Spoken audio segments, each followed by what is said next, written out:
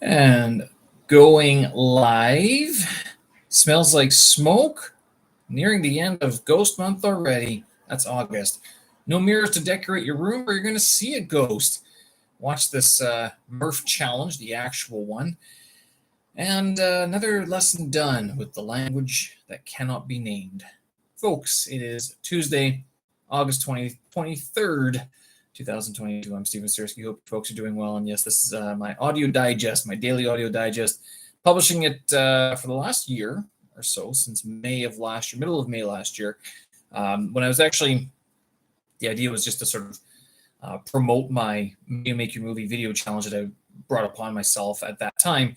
And since then, I've sort of been going, I've kept it on, kept going on with it. The original couple of months was actually only like a minute or two. Maybe the first 6 weeks were a minute or 2 minutes.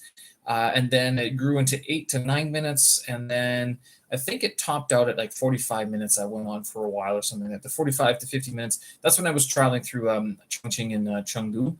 And since then, I've sort of cut back, seeing that 20 minutes is sort of like a decent time. That and 20 minutes is what we get for break time. So I figure if you at least start in your first break, you can finish it up. You can maybe push your break a little bit longer, or if you want to shut it off and be like, well, we know he's going to say anyway, move along anyway. So I try to keep it around 20 minutes, and I post all the archives up on my website. stevensersky.com is where you can find that. Yes, but it smells like smoke, and I have my windows open. It's nice and cool out. Like the temperature has dropped immensely in the last couple days. I'm looking at my IKEA clock. It's 41% humidity in the room, and what is it? 26 degrees Celsius for the temperature.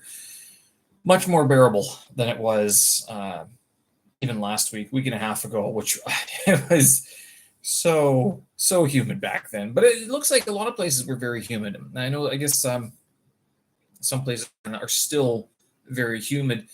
So I'm not sure. Like I'm not keeping track of many of the temperatures, but I know that there are quite a few places that are still experiencing quite a bit of heat. We did get some rain today, and I think we're going to get rain a little bit tomorrow. No, it's going to be sunny next week. Starting next week, September, we're going to get cloudy again. But I mean, that's 2 weeks away, so a week and a half away anyway. Doesn't really matter too much. But this will affect. I did it. We had a little bit of tech difficulty during work today, so I managed to squeak out and run another 20 minutes just to get that in. Then tech stuff never did get resolved, so not much I can do.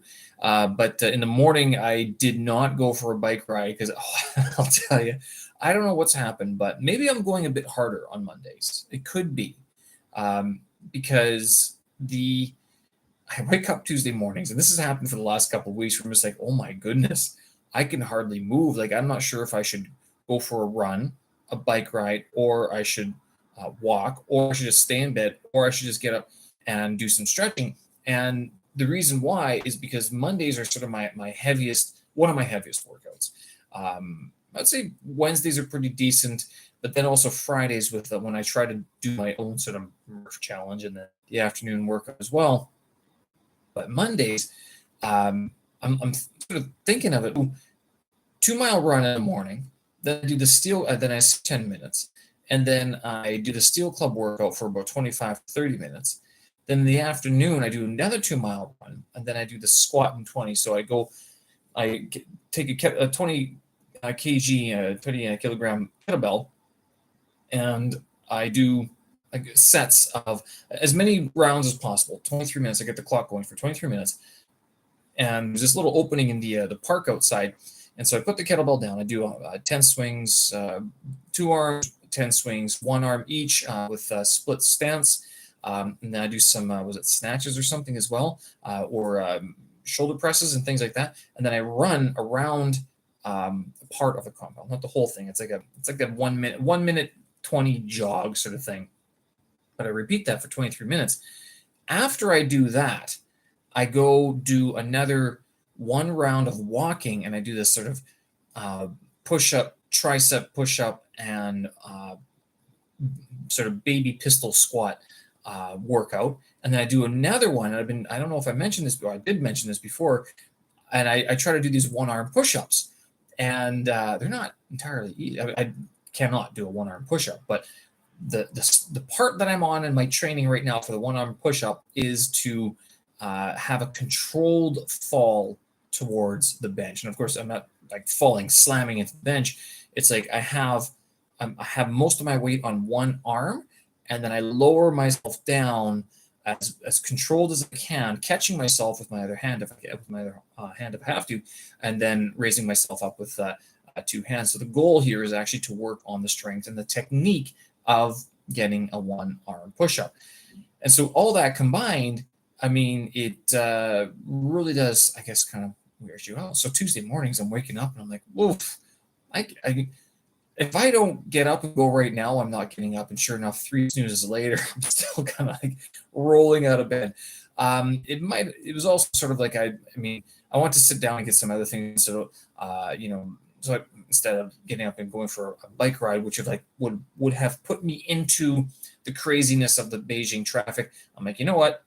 Sit down and just think, because even yesterday when I was talking about the where would you live for $1,000 a month, and I'm thinking, this is something I should probably think a little bit more, whether or not I want to sort of commit to China anymore, because I also have another blog post in mind, entertaining the idea of whether or not China could be home. And I say that only because I've been here for so long, 4 years straight, 3 years straight, whatever it is already. And I'm kind of going, could I replicate my life anywhere else, at least in some parts? Like, even if I was able to travel around the world, let's get this straight. If I was able to backpack around the world again, where would I go? What would I do? And how long would I stay? Would I continue to work out? Because I am enjoying the sedentary sort of lifestyle here of like the being in one place where I don't have to worry about my stuff all the time, and I don't have to think about. It's very, very mechanical. I'm not gonna lie, and it's some people. I know when I was younger, I was kind of like, I can't do this. I gotta move. But now I'm kind of thinking like, well, do I have to move? And if I did move, where would I go? How long do I have to move for? Because if I leave China, since I'm not vaccinated, coming back in would be a little bit more difficult. But what if I even just left for 6 months? What would I do with the apartment, right? What would I do with the whole stuff? Would I do a grand purge? Would I get someone to sublet the apartment? I just sublet the apartment, get rid of the stuff, and then come back in 6 months anyway, sort of thing, and just sort of see where things are, or what? Like this is something like. This is a lot more difficult to do when you have a visa. Actually, I don't think I could do this, to tell you, because my visa would get canceled. Basically, if I left the job if I told them I'm leaving for 6 months, they'd say, okay, bye, and then I'd be replaced, and my visa would be canceled, etc. So it's not like I have a choice. Not like in Canada, you can disappear for 6 months. You can go to China for 6 months, or you can go to Europe for 6 months, or anywhere, and then return to Canada. No problem. That's sort of the benefit of having a homeland. But you can't do that if you have a visa that is tied to a company that brought you over to do work in that country, even if they ask you to work from home or your apartment, whichever. So this was so I was thinking through this morning and thinking, sometimes you get. Yesterday I was talking about having some time to think, having some time off, and I was like, you know what, there you go. I'm gonna take some time off and consider some things, just write out and sort of debate whether or not it's actually if it's not a reasonable plan right now. It was enough to get me motivated. It was enough to get me out of bed, and it was enough to sort of energize me for the day. Basically, it was like, got some thinking done. Good. Then I went to Starbucks and got myself a coffee. So that was a good start to the day. Yes, this whole no mirrors thing. I get this. We have these conversations and everything. And some of the students like to say, you can't have a mirror. It's not a good idea to put mirrors around your room because you might wake up and see a ghost. And I'm thinking, like, that's actually a very reasonable thing, because like the last thing you want to see when you wake up, sober or not, and in the middle of the night, is your ugly face. I mean, it's like, oh, what is that thing? I saw something. And if you're not completely awake and you're not completely with it.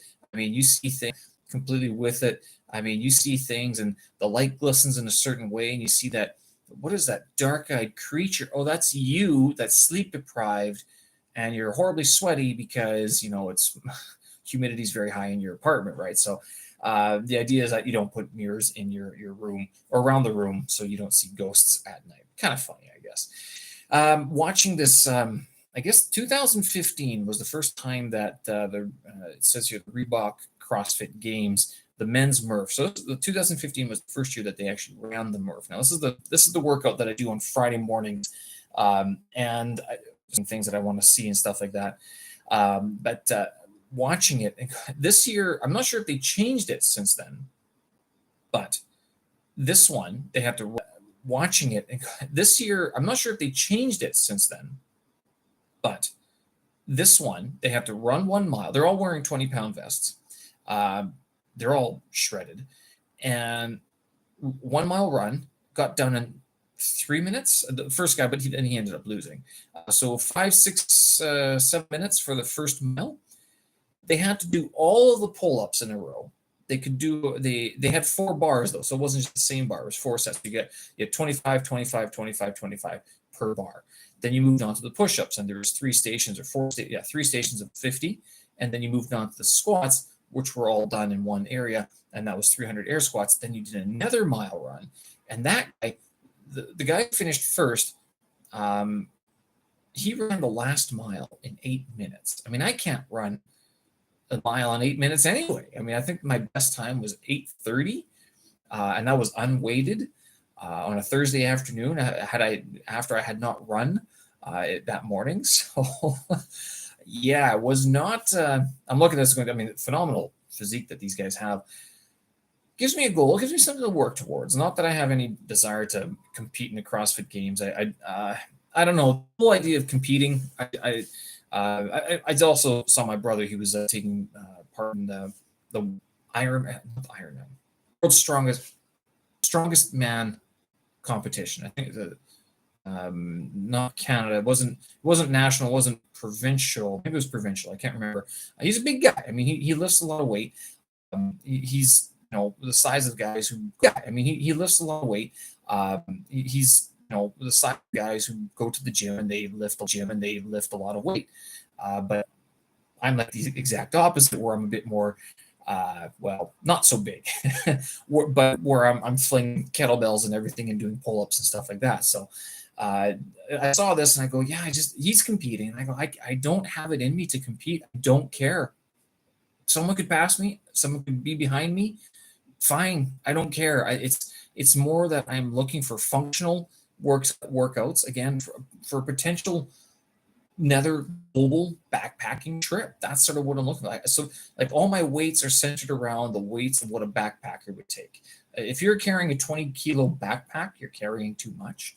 10 kilos, pretty regular. Actually, 15 to 20 kilos would be like a working travel. If you had like your suitcase, a backpack, and like some reading material. That's 14, 15 kilos if you're on the heavy end of things. I know a lot of people. I've seen some people carry a briefcase on a work trip for 4 days and going, how do you not stink?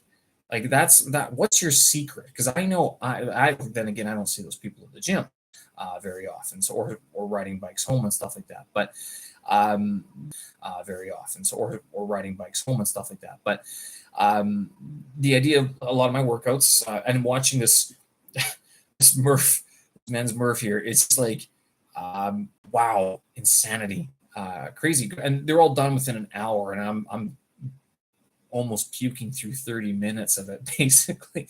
We'll see. I mean, I did drop down to the 10 pounds, like so. What I did last week, which was 4 kilos, about 8-9 pounds or something like that. That's like it's apparently not even the women's weight. 10 pounds is the women's weight, but it's hard to get 10 pounds because it's 10 pounds. That's your female division. The men wear 20. I was training with 20 and I was barely getting through the workout. So I dropped down a bunch of weight just to see if I could actually get through it. And so that's what I'm working on. I could probably go to 5. And that's a good, comfortable, challenging. I can still do it, but I don't feel like I'm dying sort of thing. And so I might keep on doing that for a little while. the goal was to sort of see how far I could get within the next couple of weeks, given that time is slipping by us, right? And so September marks a milestone, I guess you could say. And that so I was thinking how far I could get along in that. If I could do 10 rounds unweighted, 10 rounds unweighted, 10 rounds, 10 pounds, 10-pound weight jacket or a 4-kilo weight jacket, how long would it take me to get up to the 10 kilo or the 9 kilo weight jacket? So 20-pound weight jacket total. We'll see. Tomorrow's going to be a challenge because I do have to be across town in the morning, quite early. And I did ask to be there early because she has other clients that have to come in, and I don't know I do this because they have the way that this happens. I'll have to report back on this tomorrow, but these bank accounts and stuff like that, they actually have to sit you down in front of a camera often, and they have to read out this paragraph to which you're supposed to respond. You can't say it has to be dway. You have to affirm what they have said. You have to confirm verbally that you understand and agree with what they're saying. You cannot say is like a confirmation, but it's a colloquial confirmation, even though it's an HSK 5 word. Right? So tomorrow, I guess I got to bring my ID. I hope I bring all the ID because it's an hour across the city. So I got to get up and get going early. And already I'm thinking, well, I don't know if I can make workout in the morning if I got to be there for 9. Now, so how do I do this? If I ride there and I ride back, and I'm not sure how long this is going to take. Hopefully it doesn't take that long, too bad or anything like that. And then I can come back, and I'm thinking instead of splitting the workouts tomorrow, I might just come back and once I'm ready after work to do the full workout all at once, which would be insane. I've never done before. I have thought about doing before, but the reason I like doing 2 workouts is because it just takes some pressure off in the morning, and it gets me moving in the afternoon as well. Now, I'll tell you, if maybe, possibly, going into the winter, I might not want to do afternoon workouts anymore. And the reason why is because it's different when you're training in hot weather, when you can get up and go. And although your body might not be warm, the temperature is, so like you're not too concerned about anything. You are concerned about being dehydrated, absolutely, but you're not concerned about straining a muscle that's been sitting there contracted, no blood flowing through it, and then hitting the cold weather and it sort of seizing or something like that. We'll see how it goes. I've got another 3 months of decent weather, so this is not something that needs to be dealt with just yet. But going into winter mode, it might be that I go for my run in the morning, and then like 2 miles, get up and go 6 o'clock in the morning, come back, and then do the full workout right away. Now, I'm sort of thinking, I'm not sure, because my workouts are very different in the morning and the afternoon. Morning is a lot more speed and endurance. Afternoon is a little bit more biased towards like heavier stuff, even though it's like 28 kilo, and 28 kilo is what I max out on the kettlebells. So we'll see how that goes.